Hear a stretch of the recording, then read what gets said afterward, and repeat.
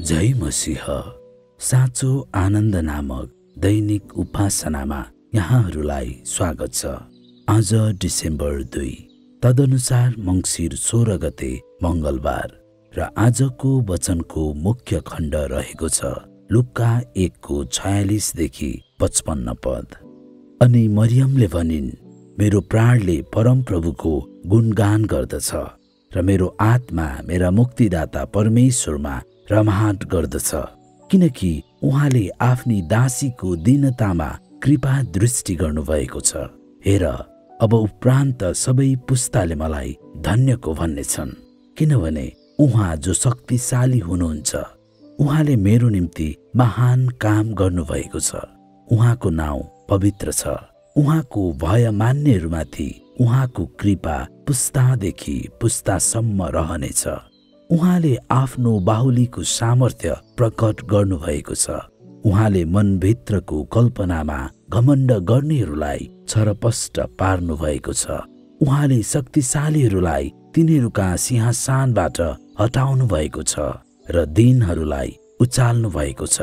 भोकाएकाहरूलाई उहाँले असल चीजहरूले तृप्त पार्नु भएको छ र धनीहरूलाई उहाँले रित्तै हात पठाउनु भएको छ।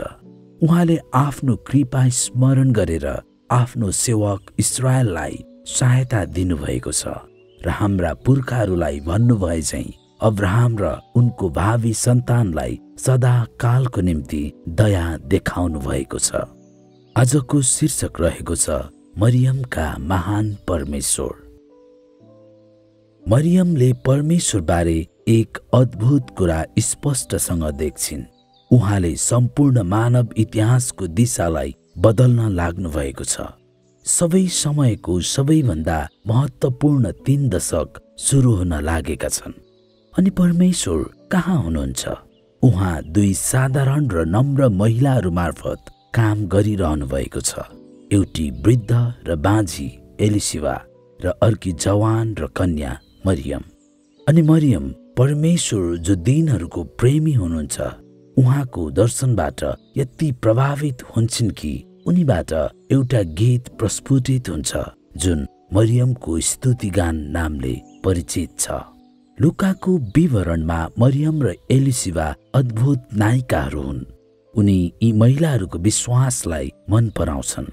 उनलाई सबभन्दा बढी प्रभाव पारेको कुरा र उनले आफ्नो सुसमाचारका प्रतिष्ठित पाठक थियोफिलसलाई प्रभाव पार्न चाहेको कुरा भनेको एलिसा र मरियमको नम्रता हो, जसै उनीहरू आफ्ना महान परमेश्वरमा समर्पित हुन्छन्। लुका 1:43 एलिसिबा भन्छिन्, ममाथि कसरी यस्तो कृपा भयो कि मेरा प्रभुकी आमा म कहाँ आइन्। अनि मरियम भन्छिन्, किनकि उहाँले आफ्नी दासीको दीनतामा कृपा दृष्टि गर्नुभएको छ। एलिसिबा र मरियम जस्ता मानिसहरूले मात्र साँचो रूपमा परमप्रभुको महिमा गर्न सक्छन्, जसले आफ्नो दीन अवस्थालाई स्वीकार गर्छन् र महान परमेश्वरको कृपाले अभिभूत हुन्छन्।